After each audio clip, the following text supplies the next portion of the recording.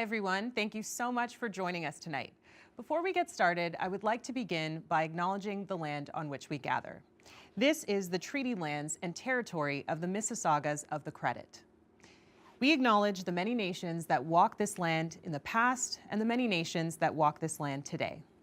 My name is Tashana Reed, and I'm a senior reporter with CBC News. I'm so excited to be here tonight for the official launch of Perdita Felicien's memoir, My Mother's Daughter. She is an Olympian, a world-class champion, a TV host, and now she can add the title of author to her long list of accomplishments. Now, before we get started, let's take a look at some of Perdita's career highlights. Perdita Felicien is a two-time world champion, a two-time Olympian, and a 10-time Canadian national champion. She is the only woman in Canadian history to ever win a gold medal at the World Track and Field Championships. During her career as a 100-meter hurdler, she earned numerous honors, including Canada's Female Athlete of the Year, Keys to the City of Pickering, and the Queen Elizabeth Diamond Jubilee Medal. Perdita retired from professional sport in 2013 and is now an author, a television host, a sports broadcaster, and a motivational speaker. Inducted into Athletics Canada's Hall of Fame in 2016, she is the host of the new TV series All Round Champion. She has covered multiple international sporting events, including the 2016 Summer Olympics in Brazil and the 2018 Olympic Winter Games in South Korea for the CBC. Perdita is an advocate for multiple humanitarian organizations, including the Denise House, the women's emergency shelter in Durham region that she credits with helping her family get on their feet in the late 1980s. Perdita has recently written her first book. My Mother's Daughter chronicles the highs and lows of her illustrious racing career, as well as her experience with homelessness and being a child witness to domestic abuse. Please welcome Perdita Felicien. You look so good. Thank you so much. Thank you for having me. So excited that you're here. This is your day. Yes. Publication day is here. We were supposed to do this a year ago. Yes, we were. We had plans, a live audience. It was going to look a lot different, but of course, a pandemic was declared. Stupid COVID. Yes. But a year later, we are here. Yeah. So how does it feel to be here for the launch of your memoir? I feel relieved. I mean, I was like, I can't just do this in my office on a Zoom call. I cannot Zoom call this book. I will not. And I thought, why not bring this to life in the best way possible, considering COVID, like you said. And my dream has just become a reality. An amazing team behind the scenes helped pull this off. And it's perfect. It's exactly what I want to usher this memoir into the world. It looks amazing. I mean, let's talk about this set for a second. Let's take this in. Yeah. It's vibrant, it's beautiful. What was your vision? What was your inspiration? It's a nod to the book, the spine of the book. There was so much consideration that went into the cover of this book. So many conversations back and forth, and we finally nailed it last year. And the spine is really just a nod to my mother's heritage and the flowers that are part of St. Lucian culture. It's also a nod to what's in the book, right? The textures, the colors, the vibrancy, the life, right? And for me, this is just bringing all of those things to life in a very just tangible way.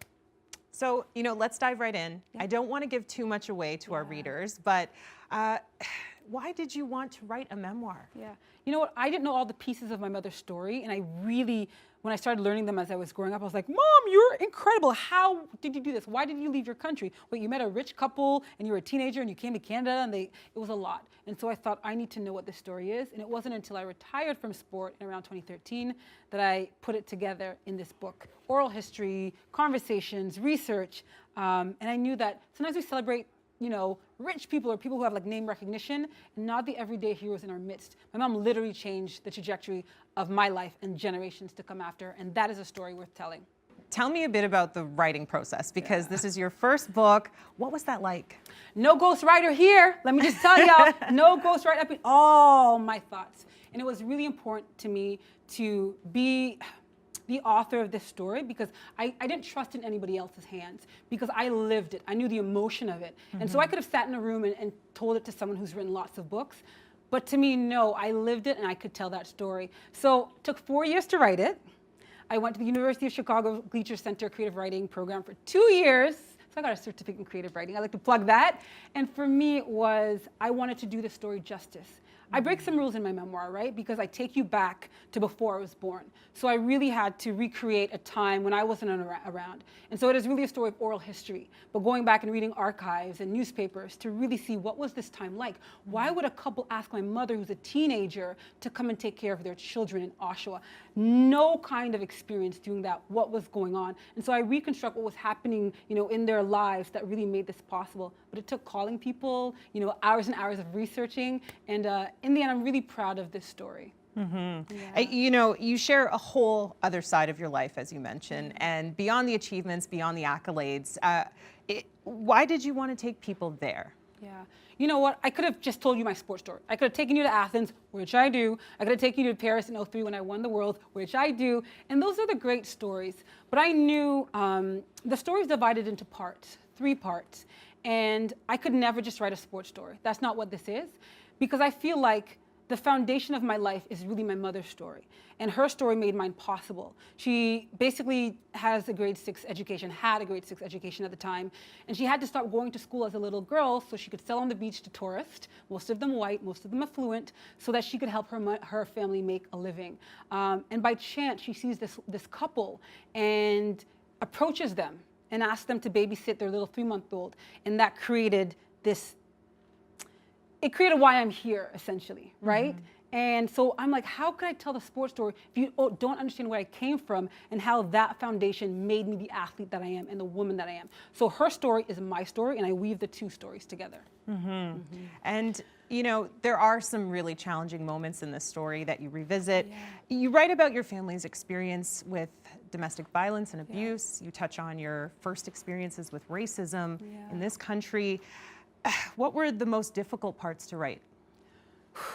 Goodness, I would write in circles, right? It took me, like I said, 4 years to write this book. So Athens was really hard to talk about. My father putting my mother out in the middle of the night was really difficult to write about. And, you know, the childhood memories of my childhood, like neighborhood in Oshawa, Ontario, they were easy and great to write about, right? Because they really were beautiful memories. But finally, when there's nothing else to write after 2.5 years, and those hard memories that I have of my dad and kind of the complicated way I view him, I had to face that on the page. And I cried. My mom and I cried.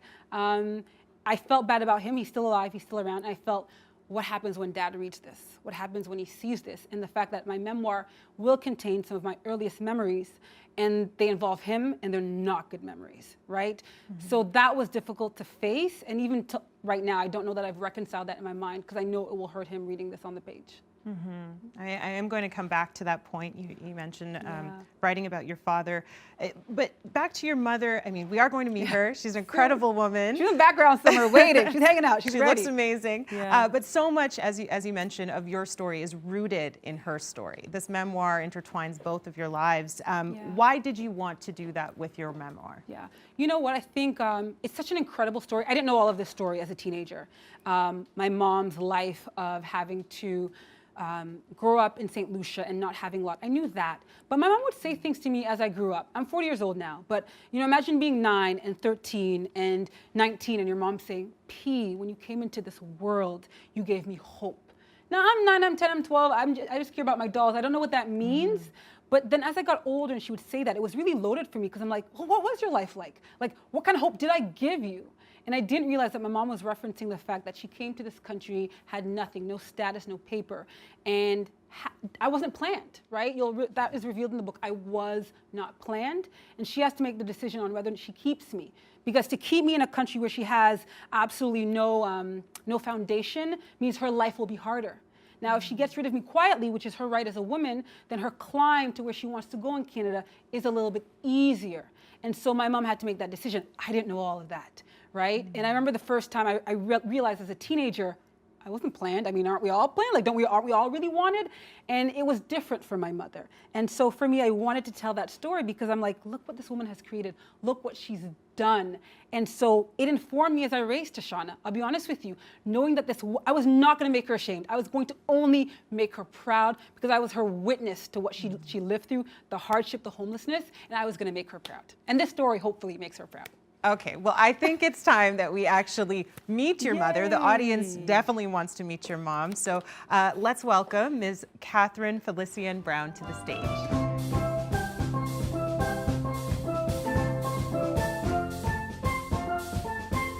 It is so good to meet you. Thank you. Happy to be here. So good to see you. You Thank both you. look lovely, and Thank you. just the bond between both of you. It's so beautiful to see and to read about in this book.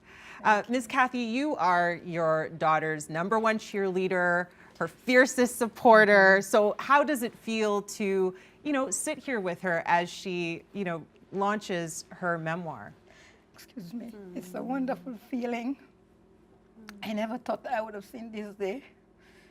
But through God and the love of her and the rest of my children, that I am happy to be here. I'm sitting next to her. Come a little closer. Feel like you're 4. Come a little closer to me, Mama.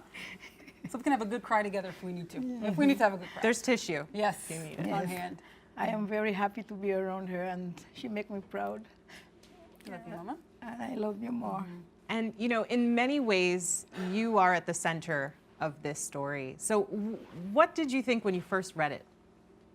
I didn't, I had started reading it, but it was so emotional. I had to put it down because it was so painful to me to reading all what I went through.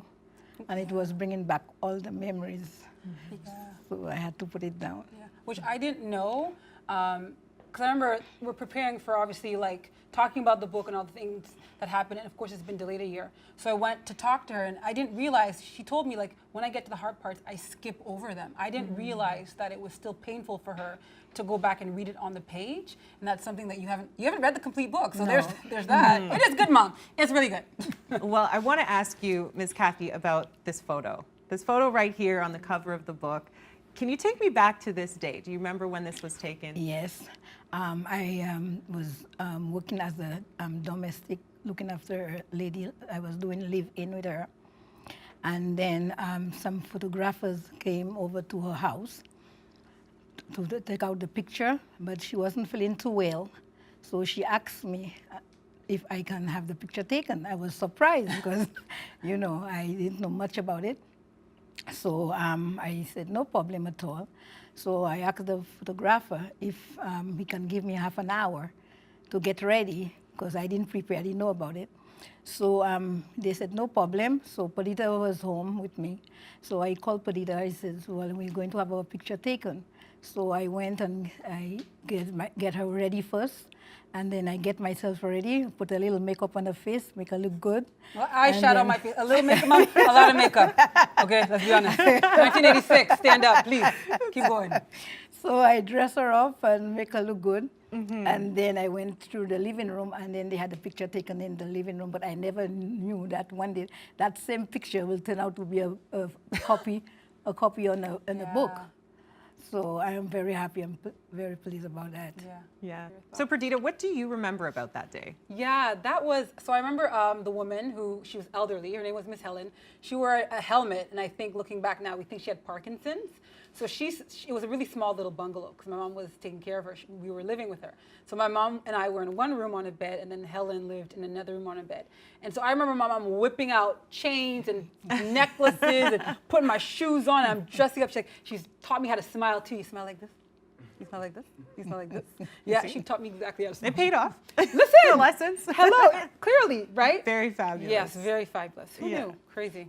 So Ms. Kathy, I mean, tell me about how you feel knowing that people will be able to read your story. Well, I am happy that the story is out, because I wanted to tell that story a long, long time to help other women that are in abusive relationship. But when Perdita came to me and asked me permission to put our story out, I was willing to do so, and I gave her the permission so that someone can see what went on, so that they themselves can go and get help to help themselves, so that they don't have to stay in an abusive relationship. Yeah, that's right. Come a little closer to me, Mom. I feel like you're so far when we talk about this stuff. Can I cinch my mama closer to me? Come Get in there. Come in. I love you. I love you too. Thank you. Love you, Mama. You know, Kathy, I mean, you bring up some of those difficult moments.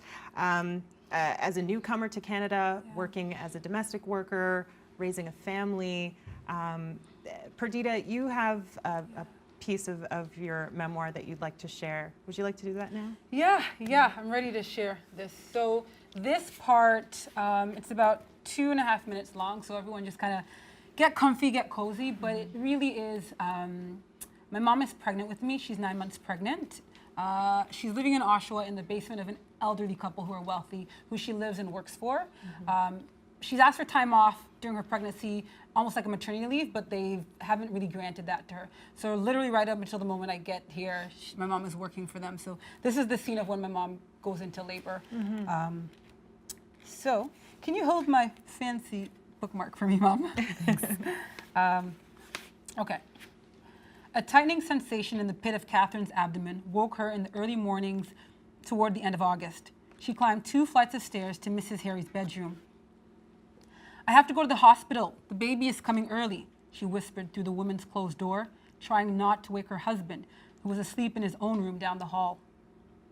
I thought you said you weren't due until September. Why does the baby have to come today? Mrs. Harry murmured before falling silent. Catherine didn't have a social network. She simply grabbed hold of the people she encountered along her way. The list of acquaintances she could rely on was short, and it changed as often as the colors of a mood ring. When Mrs. Harry found her labor too inconvenient to bother getting up for, Catherine rang a woman named Joyce. Joyce was about 15 years older, from Barbados and had once worked for the Harrys. Mrs. Harry's sister-in-law mentioned to Joyce that Abigail Harry had just hired a young St. Lucian woman, and Joyce had rung the house to say hello. Having lived through all of Abigail Harry's antics, she knew the young lady might need support from time to time. "You don't stress yourself," Joyce told her now. "You go take your shower, then call a taxi. Miss Abby got to learn to fix your own breakfast today." As Catherine waited for the taxi to arrive, she heard cautious footsteps making the way down the basement stairs. Mrs. Harry entered her bedroom. "There was a taxi cab in the driveway," she said. "Yes, I called one to take me to the hospital."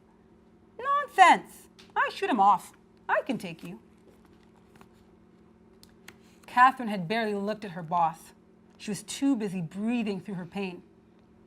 "You know what, Catherine? I just looked in the fridge. We have nothing to eat." Catherine struggled to stuff items into her hospital bag. "Could you be a dear and make us some tuna sandwiches before we leave for the hospital?"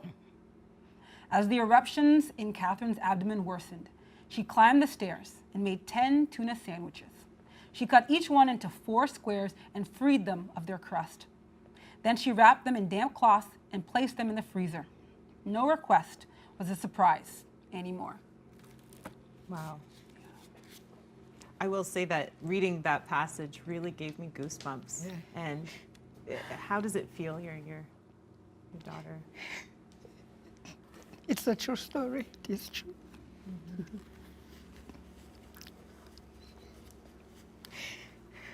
I'll never forget that day.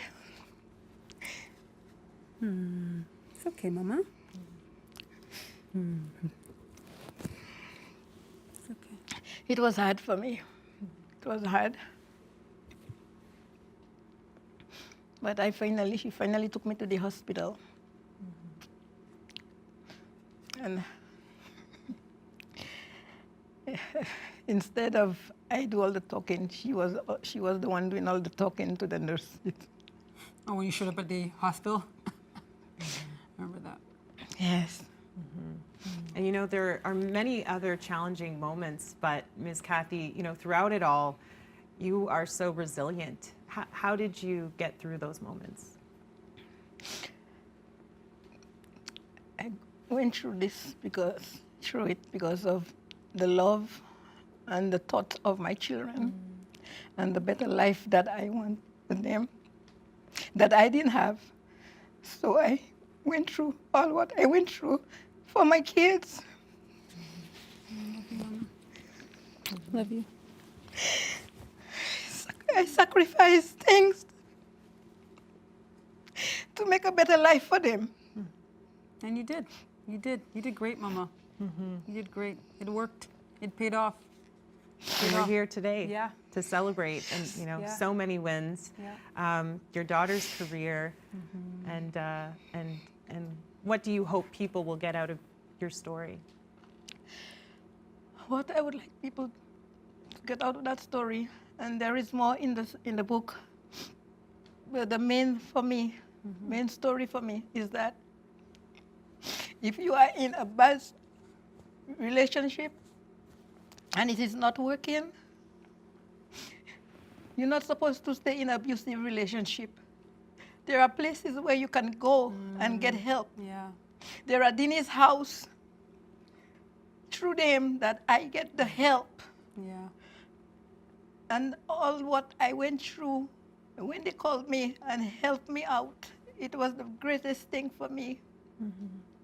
Moved me from Oshawa, forget all what I went through, and then moved to Pickering to make a better life. A fresh start. Fresh start for my Fresh start. children. And that's where God blessed me to raise all my children. I didn't have no money. I didn't have no home. I didn't have nothing. Yeah. When I moved to the unit that they blessed me with, it was just a broom that It was I empty. had. It was no bed, empty. nothing for the kids, just the clothes that I put in the garbage bag, and bring it with me. Nothing at all. Yeah. Until now, God bless us, and I'm happy with my children. And I said, I'm gonna make my kids proud. We're proud. And We're so proud, Mama. and I did what I had to do through God and the love of my children. Yeah. So proud of you, Mommy. I love you. I love you. So proud of you. It's very clear that your children are all proud of you. And Ms. Kathy, you bring up the Denise house and how that was a turning point in your life, in Perdita's life, in Yes. your family's life.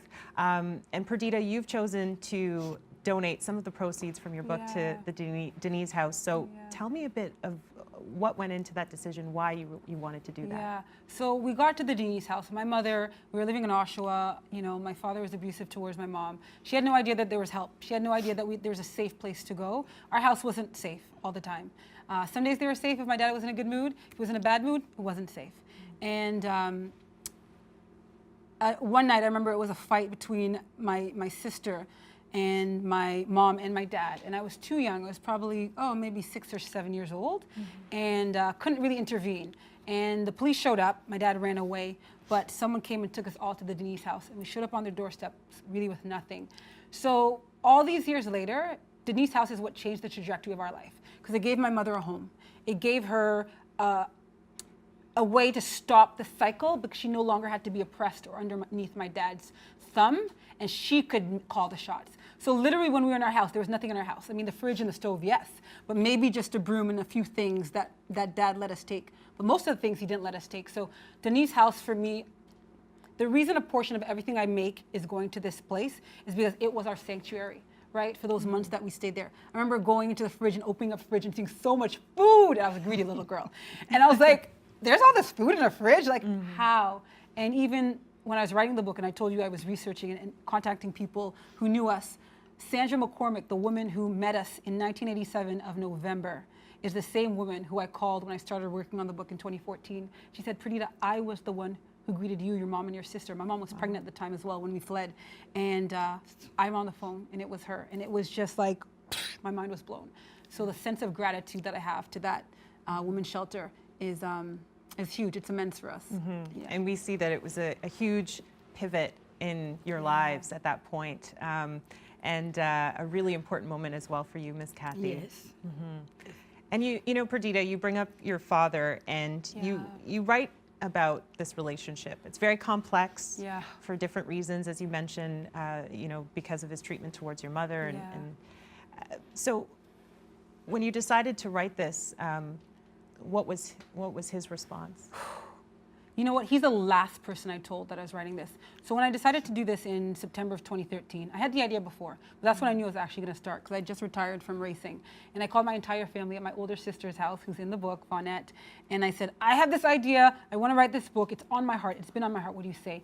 Everyone gave me their blessing. For years, my dad didn't know I was writing this book, until finally I'm like, oh my gosh, this thing is actually happening. Like, someone bought it, and Penguin Random House bought it, I should say. It's going to be out there. I didn't confront him. Is that the word? It felt like a confrontation, but I finally had to tell him because time was running out. And I think he was really concerned about me writing it. And you see how that scene unfolds in the book. I write about it. But it's hard to tell your story when you know you're going to hurt somebody else.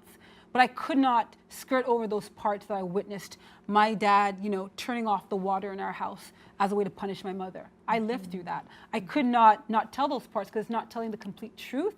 And so I love my father. He's a complicated man. He knows I love him. He loves me. We love each other. And I did not do this to hurt him, and I hope he doesn't feel hurt. I doubt he will read it, and I think if he reads it, he probably won't tell me that he's read it. But I feel like I had to tell our truth as women, and as a mother and daughter, and as a family, and that is our truth. And that is our truth. And how is your relationship with him today? It's good, it's better. And here's the thing, here's the hard part about going, 30 plus years in the past. My dad is really not that man. And if you think about people who we know, we're complicated. We're not always good, and we're not always bad, right? I mean, evil is a whole different level of evil. But I think people evolve and they grow. And if we don't give them the chance to evolve and they grow, I mean, why are we here? It doesn't excuse his behavior. It doesn't excuse what he did. It was horrible. It was wrong. It shaped me. It scarred me. It scarred us all. But my dad is no longer that person. And I love my dad, so I always choose to just start there, that I love him. Wow. So, of course, this is a memoir. It's an intergenerational family story, but it's also about your journey as an athlete. Yeah. And, what I found interesting was that the hurdles seemed, a thing that you were just really good at, but you seemed to be running away from the sport. and at some point you just always end up back at it. So Tashana, so this is the motivator here. motivator or nagger? Like, I know you can't say it, but I can. Yeah, she encouraged me. She uses the word encourage, but she was really, really on me because I quit for 2 years. I quit for 2 years. I explain why in the book, a lot of reasons. But for me, I didn't want to do it. And if she did not nag me for 2 years to go back, I wouldn't have gone back and found the sport. And so for me, when I look at all the things I've accomplished, Tashana, like 10 times this, 2 times this, 4 times this, it's like, that would have not been possible without her. What's also complex about having written this book is I know the decisions my mother made as a young woman, as a mother, as a woman, and I wouldn't have made a lot of those decisions. And so when I think about the fact that I'm still here because she chose to give me life and say, I'm gonna do this even if it's hard and it's such a complicated thing, right, going back in time.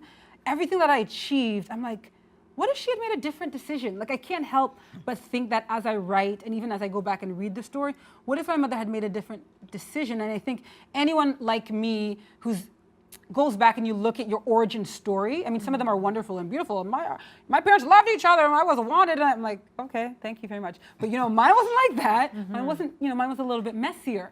And so as I would race and compete, the reason I wanted to do my mom proud is because I know she didn't have to keep me. And I would never, ever, knowing, what her life has been, add to the list of hardships for her. I knew I was so perceptive as a 5 and 6 year old, on my own for a lot of times when she was working. I was like, I'm not gonna be on the list of things that makes mom cry.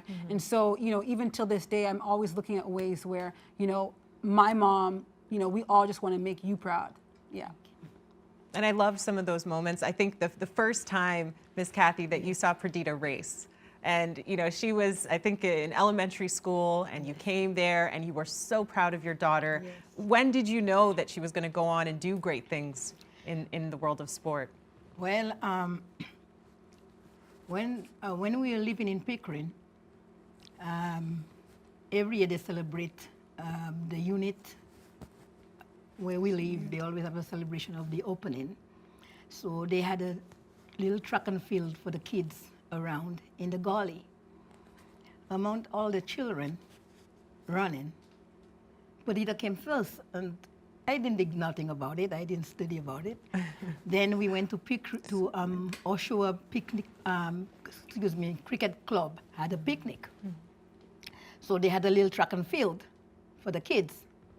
Among all the children again, Perdita came first.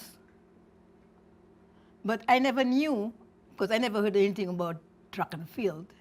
Never have that in the family. So one day she came, I was in the kitchen sweeping, and she came to me and said, Mom, I made it for the team. So I said, what team you talking about? What is it? What you talking about? Then I didn't go that day and see her run. She came first. She came for a little red ribbon, says first. The following year, she came back again and said, Mom, I made it again for the team. I said, well, I'll have to go and see for myself. So I went to Oshawa, see all the mothers sitting down there with their umbrellas and in the hot sun. And I saw some of her schoolmates, and I sat with them. And they're telling me, Perdita going to run in a minute. Perdita going to run. You're so excited. Yeah, I was so happy. So excited, Then I saw the short little girl passing by, and she noticed me, and she waved at me. And then it was the 100 meters she was running.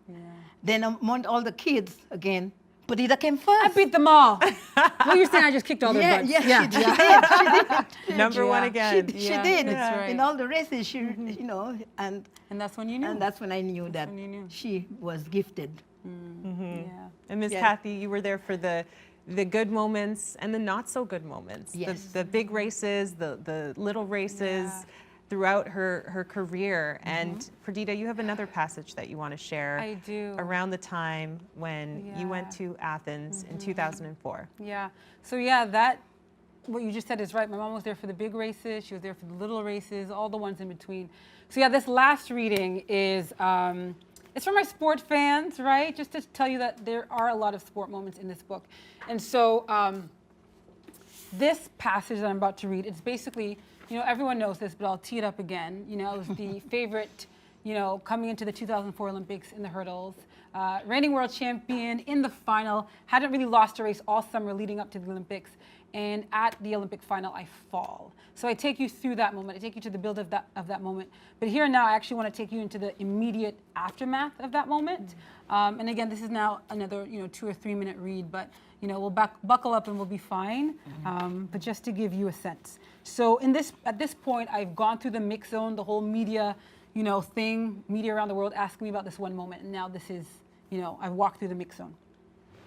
When I finally spotted Dr. Kelsick at the edge of the media area, away from the glare, the levee broke.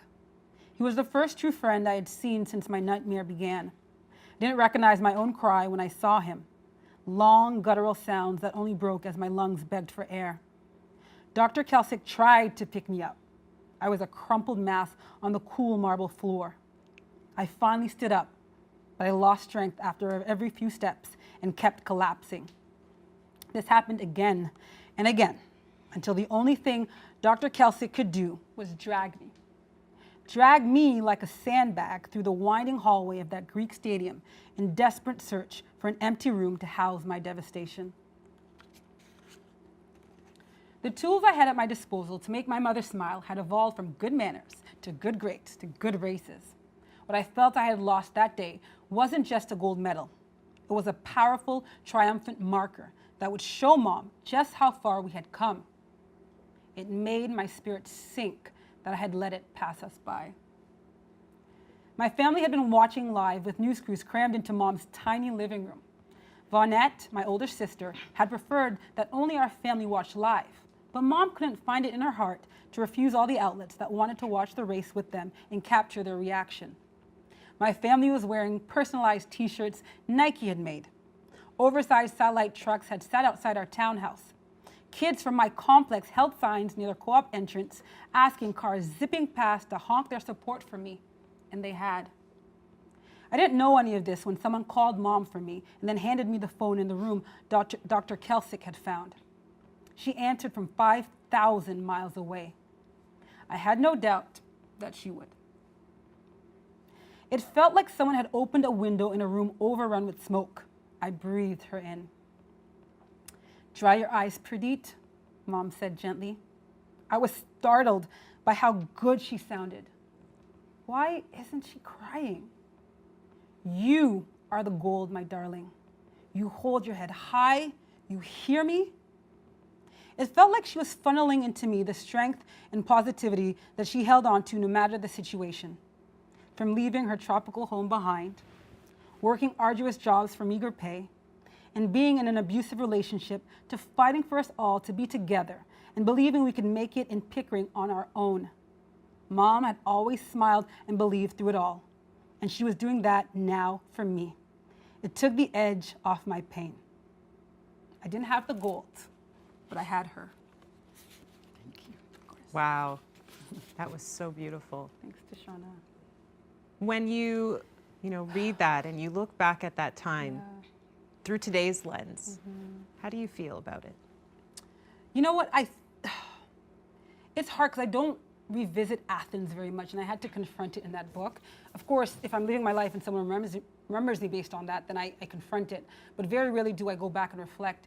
In this moment and who I am now today, I realized that moment for me was symbolic. It was the top of the pyramid in track and field. There is no higher, right? That was it for track and field. And to me, that was the ultimate status symbol that we had made it. We had made it through the sneers. Mom, you had done well. There was now a tangible object and a title to go along with it, to prove it. I think we knew that privately, but it was almost that public kind of showing of it that I really wanted. And here's the thing, as an athlete, I'm not thinking like, win this race for Mom. That's corny, no one does that, right? But it was more what I knew this would mean to us, right? And I know Mom would question herself through the years of if she made the right choices. Did she do the right thing? A few of my siblings were in St. Lucia without her, while her and I were in Canada alone, she trying to make it work to bring them. And I know that caused her a lot of pain to be without her own children. And maybe just being with me, the way we imprint and we interface, and the others aren't with her and they're impressionable and need her. And so for me, that moment was, Mom, we're good. We got this, we made it. And I knew my family and my siblings would feel that too.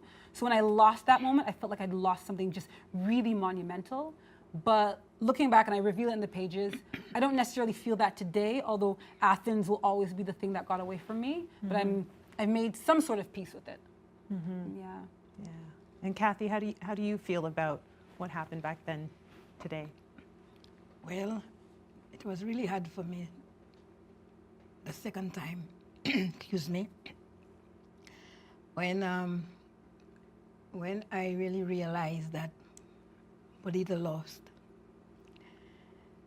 The next day, I felt as if that someone passed away in the family.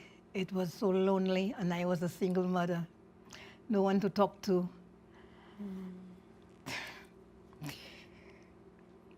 I know, Mama. It was really tough.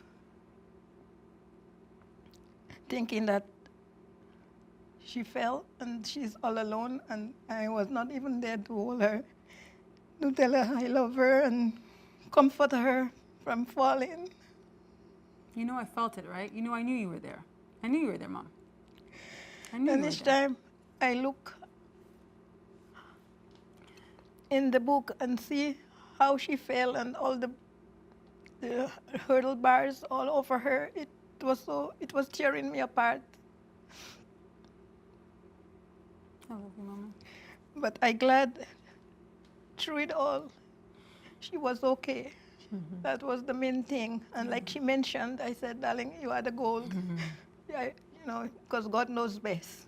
God knows best. And look at where she is today. It didn't stop us. No, it Didn't didn't. stop us. That Thank God. moment, as you say, it didn't define you, who you are, where you were going to go. Yeah. What advice would you have for athletes who are, maybe headed to the Olympics this year, Yeah. or facing, dealing with maybe a disappointment? Yeah, and what a time in human history, right? Like to prepare for like an Olympic Games the way it is, like not full preparations, place is cold, you can't be with your coach.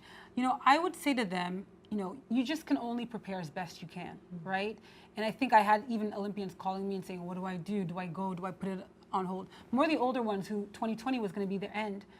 Looking back, because I'm 40 now, I'm full grown. Looking back on my 13-year career, you don't get that time back. You don't get it back. And one thing I do wish that I had done differently is smelled the roses a little bit more deeply. Just stopped and just breathe it all in. Because you're always looking for what's next, what's next, what's next? And it's no, what is now? This moment is here and now. And do you ask me to run a hurdle today, Tashana? Not happening. 12:46 where? I'm not, thank God my Canadian record is still there, but I don't have it. And so the point of me saying that is to athletes who are going to the Olympics in Tokyo, just hang on tight. Live this chapter however it looks and enjoy it, because one day you'll be on the other side. You'll be 40 ain't old, but you'll be 40 and you'll look back at that time and be like, wow, did I live it up enough? So you do it so you have no regrets, is what I'm saying. Okay, so we have your very first fan, but I hear someone, your youngest fan, your daughter Nova. Can you hear her? Yeah, I believe Nova wants to join us on Let's see if she's set. in the mood. Yeah, let's see if Nova's in the mood. Nova, do you want to come join us? Come on. Oh, hi, baby. Baby shark, baby shark. Oh, she's shy. I know. Hi. Thank you, babe. Hello, Nova. Hi, Nova. Hi, baby Nova, girl. you say bye to Daddy and say hi Wow. to Tashana and Grandma? Hello, beautiful. Yes. Hi, Nova. Do you like it? How Say hi, are Miss you? Tashana. You look so pretty. Yeah. Yes. Hi, Say Nova. hi, Grandma. Oh, Hi, how are you? Oh, she is so happy to see Grandma too. Grandma. Wow. Look at the love. Yeah, she's... This is a beautiful moment. My mother's daughter, 3 generations here. And Perdita, there was a post that you shared about your journey to motherhood. Yeah. You were very open about having to go through IVF treatment and sharing that. I mean, why was it important for you to shed light on that? Yeah, I think the reason I wanted to share that picture is stop the stigma of, women needing help to have a baby. it was delayed for me. I was really, started around 37 or 38. My husband and I decided to try. And to me, what was really difficult was I was going through, fertility treatments while writing My Mother's Daughter. And so it was a completely different thing. And it was a 4-year process. It was the last 2 years. It was a different experience knowing I'm writing about me and my mother's experience, and then I'm trying to have a baby but can't. Nova does come into the world, thank God. She's a miracle. She's almost 2. But while she was about 6 months old, I was writing the revisions, right? And here's what I will say about that experience. It made the bond between me and my mom stronger. It made me understand why she did what she did. 'Cause this little one right here, she's really cute right now, but then she's, she could be a lot. Open the door. She wants to go. That means she wants to go. We're almost done, Nova. But I would do anything for her. And I get why my mother would do anything for us. And I understand that. You're over it? You've had enough? You want to leave? No, we're almost done. So I get it now, and it made me appreciate my mother even more. And I love this little girl because she's really very much a miracle. And it gave more meaning to my writing, I will say that. I really appreciate you sharing that, and of course, it is nice to know that you'll be able to share the story with her as well. Yeah. Well, here's the thing: I didn't really understand how the story would end when I was writing, but the story came together in the last few months because Nova was around, and I knew how to close it up. I knew what I had come to say by then, and it was really, really nice. She gave a lot more meaning to how we ended the story. And we have 3 generations here. Obviously, I have my siblings. Mom, how many grandkids do you have now? I'm blessed with 15 grandkids 15? and 1 great-granddaughter. They've been busy. My family been busy, let me Miss tell you. Kathy, you're the queen, I bet. Yes, she is. She is the As queen you can bee. see, Nova, I'm so happy to see you. Yeah. Well, thank you so much for opening up and sharing your story.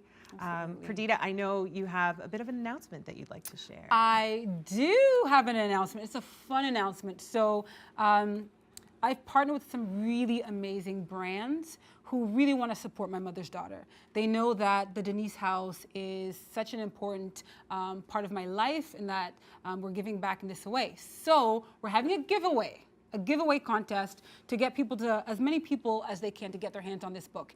And so essentially we're launching a book selfie giveaway contest. So it's mothers and daughters. Grab My Mother's Daughter, take an amazing selfie picture with it, post it on Instagram, Facebook, all over. Use the hashtag My Mother's Daughter giveaway. And every week we will be finding a mother-daughter duo to send a huge basket of stuff, in it. The whole list will be on my Instagram, but it's really, really just a fun way to celebrate the book, get more people, to put their hands on it, and really just, it's our favorite things in this gift basket, and I promise you will not be disappointed. Okay, Perdita's and Miss Kathy's favorite things, Yes. and maybe Nova's. And maybe Nova's. Yeah, maybe Nova's. You say hi, Grandma? Nova, did you have anything else to add? Yeah? You're pretty happy here today, too. So Perdita, Kathy, there is a small surprise for both of you, a special message from a number of people who wanted to congratulate you, who couldn't be here today, but if you pick up this iPad, you can take a look at what they had to say. We've been following your life journey for many years, and we are just so thankful and so humble to call you our friend. This last accomplishment of yours is just incredible, so congratulations, and we look forward to celebrating with you. I would go on to witness countless accomplishments and highlights of her career, winning many races, world championships, and another highlight of being the Canadian Athlete of the Year. I encourage Perdita not to let one race define her, and she has done just that. She's journeyed a path that just shows the intestinal fortitude and the belief in herself, and the sky is the limit for her. And so I want to say congratulations, Perdita, at the launching of your new book, My Mother's Daughter. The best is yet to come, and blessings to you and your family. I'm really thrilled to be a small part of it as your teacher, and as a mentor and as a friend, and it was just a wonderful experience working with you as you were putting this book together. It's really an incredible story. I'm just so excited for you. I feel very privileged to have worked with you. I've learned a ton from you, and I've learned a ton from your story and from Kathy's story. You're just such an inspiration in so many ways, and working with you has been chief among the highlights of, my being an editor. I am so thrilled for you, and I can't wait for this incredible book and your empowering story to reach readers everywhere. Congratulations. I am so excited for the world to discover what a phenomenal writer you are, for them to get to meet you on the page, get to know you better, and also for them to get to know your mom, Kathy. We at Doubleday are so proud to publish you. Congratulations on this extraordinary achievement. I want to say deeply personally thank you for sharing your story, for sharing your mother Kathy with us as readers, to open our hearts and minds and be inspired as human beings to change, to learn, and to grow. Thank you so much, and congratulations, the day is finally here. Perdita, you are one great dame. And as you blast out of the starting blocks on this, your newest adventure, I want to wish you the very, very best and send you my heartiest congratulations. But what I really want to know is who's going to play you in the movie. Have a great launch. That was really sweet to see that. Thank you. Wasn't that sweet I to see? really appreciate that. Yeah, that was really sweet. That was a good Yes. surprise. Perdita, Ms. Kathy, thank you so much for sharing your words, sharing your story with me, and I appreciate the invitation to have this moment with you. Tashana, I'm so glad that you agreed to do this. I know how close you are to your mom, and your story is very similar, right? So I knew this conversation was going to be amazing with you, so thank you. And to everyone behind the scenes that is here and help this vision come to life, thank you. Everyone watching, my publishers, my editor, my agents, my husband, my daughter, everybody. And Mom, to you most of all, you're an incredible woman to share the story. A lot of mothers wouldn't have said yes. They would have said no. But you know who you are. We love who you are. The world needs more Kathys, but there's only one, and she's mine. So I love you, Mama. And I love you too, my daughter. Yes, I love you, Mama. Let's take some selfies, because that's how I like to end Tashana. All right, show us how it's done. All right, let me show you something. Let me show you, because we have a Capture selfie the moment. contest. That's right. Capture the moment. You want to hold the book, Mom? Yes, dear. Okay. Because you can't have a selfie contest without selfies. All right, ready, Mama? I'm ready.